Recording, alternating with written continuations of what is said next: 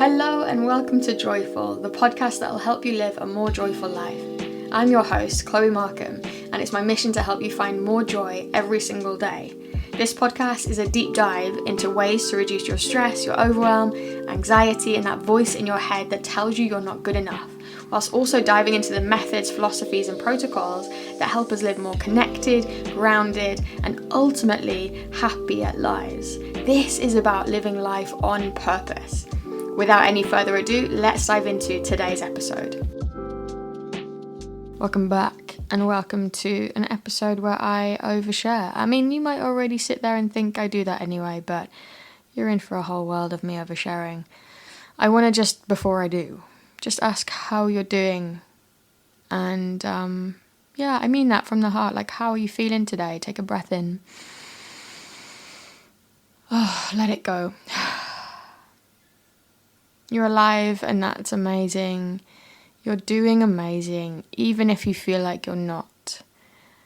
I think we go through life wanting to have our best days all the time. But if you're just having a day today, that's okay. And I suppose that leads me neatly on. So we don't talk about women's menstrual cycles enough. And I mean we being society, being us women as girlfriends and us with our partners and our families and in society.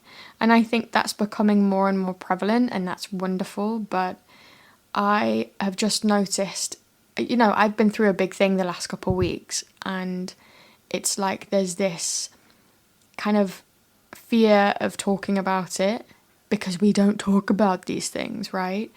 And so I thought, hey, you know what?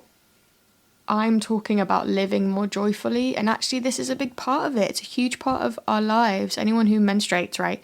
It's a huge part of our lives, and it can be a real energy specific thing.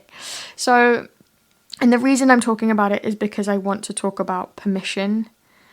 And I'll get to that in a moment. But yeah, to put you in the picture with me, just so I can talk about this stuff. I had an IUD for 2 years, nearly. And I have just had it out. Yay! And honestly, that was a really good decision. I had a hormonal one and it was basically giving me PMDD, which is the kind of PMS thing on steroids, right? And I had to take action and take charge and take it out. So I did, I got it out. But since then, my body's just been like, okay, this is crazy. And I've basically been on an extended period for 2 weeks.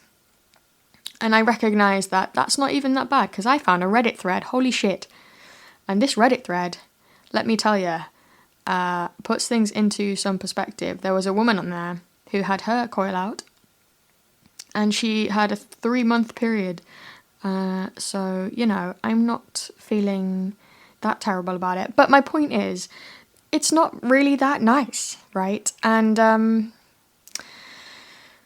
to go from not having periods at all really to having 2 weeks of it was a lot. And you're scared to go to the bathroom in public. And right now I'm recording this at my partner's place in London, which is really lovely. But travelling here from Yorkshire involves trains and public toilets. And it can be just really challenging and really stress inducing. And that's just that. Just having to manage your body in public without offending anybody or I don't know. What I'm saying is I remember I was in a public restaurant bathroom and I had blood on my hands, right? And thankfully, and I'm saying this, thankfully no one was there to witness that. And it's just like, wait, I'm in a female bathroom. Shouldn't that be okay? Like, we all deal with that. It's a lot. There's no sink in the bathroom. And here I am recording this podcast thinking I'm not going to release it because it's so raw and way too much information. But hey, I'm gonna hopefully release this because hopefully you're listening to this now and it's on Spotify. And I know people go through way worse stuff and maybe you're rolling your eyes being like, come on, Chloe. But publicly talking about this is way different. It's way different than talking to your friend. So, I mean, that stress alone, right? Traveling, doing work, women taking care of their children or whatever, whilst dealing with this kind of thing can be so challenging. But then the energy levels that this affects, that doesn't make any sense, but you know what I'm saying, right? The the lack of energy I've had in the past 2 weeks has been incredible, really incredible. And I'm here as an advocate for slowing down. And so much of this podcast has been me saying, hey, babe, slow down. And what I'm seeing really, and it's from my closest friends and the privilege I get to go to therapy, speaking to my therapist, I'm realizing that I really struggle to take my own advice. But the biggest thing with all of that, like taking advice thing, is that I feel like, me personally, and I want to talk about it because maybe you too, feel like we need to have permission first. It's almost as if, okay, life has to be like this. I don't know what this would be, but it has to look like this, feel like that, and be perceived in this way for me to get the permission to rest. I don't know if that makes sense to you, but that's kind of how I've been feeling. Like, I'm not sick enough, or I'm not tired enough, I'm not drained enough to legitimately take time away or take time off or moan or complain or change plans. And so I found myself speaking to one of my best friends, and what's been revelatory for me is her saying, this is the permission you need, Chloe, to not be productive. And I'm like, there's almost, when I received that message from her, my shoulders kind of soften, and I'm like, oh yeah, okay, I think that's what I needed from you. And equally with my therapist, she was like, you're allowed, Chloe, to kind of notice your own energy levels and soften into them and respond accordingly. And I wonder if you too go through your life thinking, yeah, slowing down is an option, yeah, but I'm not there yet because I haven't done enough. I haven't worked hard enough. I'm not tired enough to rest, or I don't have permission enough to rest. And if you're listening to this podcast, you probably know how important slowing down is, how important rest is, how important unproductivity is. And I don't mean important like, yeah, it's nice. I mean important like this is the stuff that keeps us alive and healthy and in balance. If we want to live long. It's so funny because I was with some people the other night, actors, darling, and one of them in particular was going in for a kind of quite intense checkup, I think, in the hospital, and he was worried about it. And he was just like, oh, I smoke too much, I drink too much, I eat like shit, I don't exercise really. And he was moaning that his wife is encouraging him to do all of these things. And I was like, oh yeah, like I advocate for that too, And he was like, yeah, but what like doing all of these things is just gonna lead me to living an extra 10 years where someone is wiping my ass for me. And it's just so fascinating because I've had this argument from men before. It's funny that it's men. And maybe I'm really stereotyping there, and I apologize if it comes across that way. I don't mean to, but that's my experience, right? And it's so funny because I don't think that living healthily means we're just going to have another 10 years of, being super old and super incapable and incontinent. And no, I think the aim is, and I'm probably preaching to the choir, that we live an extra 10 years. And through no point between now and death do we hopefully get to a point where we have to have full-time care, or that we can't walk, or we can't take care of ourselves. You know what I mean? Anyway, that's a bit of a segue, but yeah. So all of this slowing down stuff contributes to this health thing that we're after, contributes toward this getting old and staying capable and vital, you know, and in tune with ourselves and able to do all of the things that we're doing now, or more things. Who knows? We can get younger as we age, I reckon. But so it's the permission. So maybe this podcast episode today can be the permission that you need. I give you permission, regardless of how tired you are, how worked up you are, how overwhelmed you might feel or not. I give you permission. You need this permission, probably, if you're like me. Go, please. Make it an hour today. Make it a day this weekend coming up. Make it a week in the next quarter. Whatever you think you can manage, whatever your time restraints look like, give yourself the time to be unproductive. Don't put as many things on your to-do list as humanly possible.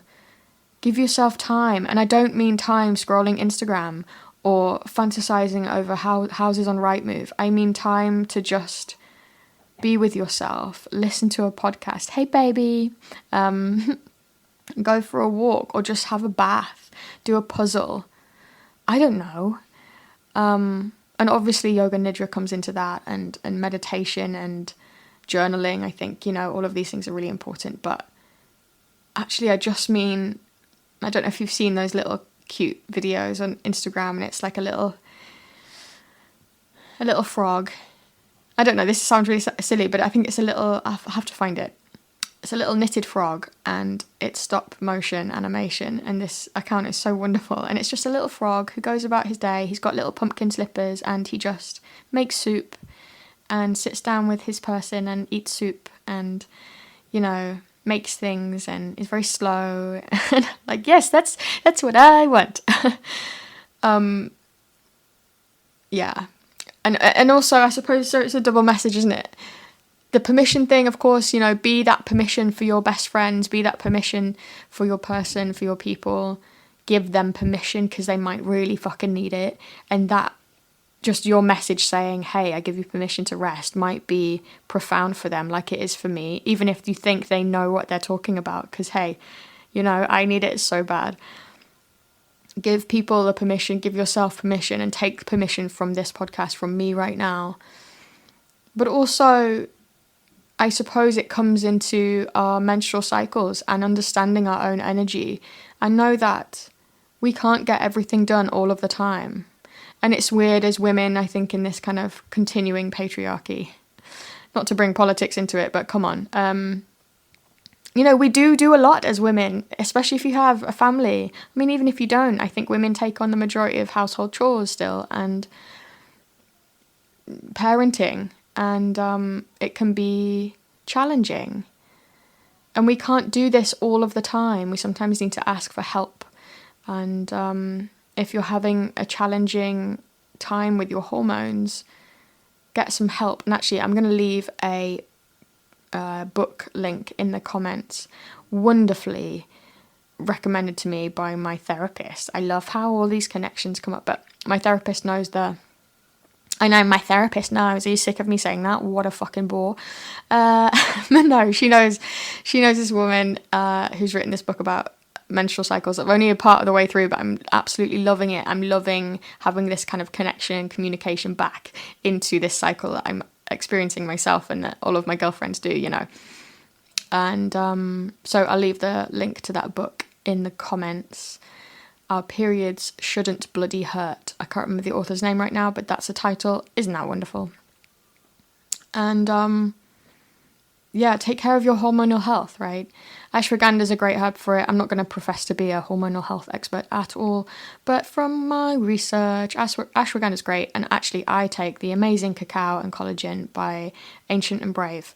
And if you're a TYR member, you get discounts, baby. Check it out on the perks page. But this stuff has ashwagandha in it, and it's like a little hug in my day. I have it with oat milk, and it just, not because I'm vegan, just because I like oat milk, but it just, yeah, it's like a little warming cup of love. And supports my hormonal health. Win, flippin' win. So, yeah, I know I've kind of rambled and waffled on this episode, but I hope that it just inspires you to take care of yourself. And bleeding women are tired most of the time. Can I just say, it's tiring. menstrual cycles can be really fucking tiring. Really tiring. And if you're crying at things, that's okay. You know what it is? I think it's about communicating, right? Just telling people that you're around. Hey, I'm having a thing right now. And this is the whole point of this podcast. I wish we could go to our bosses, the people we work with, our families, our children, our parents, whatever, and just say, hey, I'm premenstrual right now, or hey, I'm struggling with my period right now, or whatever that might be, and communicate that in a healthy way and just say, I'm feeling like this as a consequence. Maybe you could give me a bit of slack, or I'm not going to be as productive today, or I'm going to do this instead, or this is what it feels like. So thank you so much for your support with that. Whatever, I think having these conversations is so important. As women, men, in groups, in society. So thankfully, I'm coming out the other side of it. Hopefully, my hormones are starting to settle down. But I tell you what, and I'm not. This isn't me preaching, but I'm never going to do hormonal contraception ever again. Just saying. It's I find it very challenging. I think I'm very sensitive to it, and I would just recommend researching it if you're in the market. It's a big, scary world out there. But yeah, all you can do is make the best decisions for you, right? Okay. Thank you for listening, my friend. Thank you for bearing with my TMI, and I hope that it's inspired you. Get the permission you need from me right now. Give the permission, and let's all just slow down a bit, yeah? Give ourselves some space. You're okay. You're doing okay, and I believe in you, and you're wonderful, and oh my God, your hair looks great today. I missed my good to be alive moment last week. So right now, my good to be alive moment is being in London with my man, my person. It's really nice. He's at work right now, as am I. Check it out. I'm on the podcast. But it's really lovely, and I'm very grateful for that. Squeeze your people. Say you love them often. I think it's important. Thank you so much for listening, my friend. I hope you're feeling sparkly and inspired to live a more joyful life. Make sure to subscribe to the podcast, leave me a rating. These things are invaluable to me, and share it with people who need it. This is about inspiring more people to be more connected and lead happier and more joyful lives. Join my inner circle for more inspiration. Learn more at the website theyogarevolution.co.uk and chloemarkham.co.uk. I'll see you in the next episode.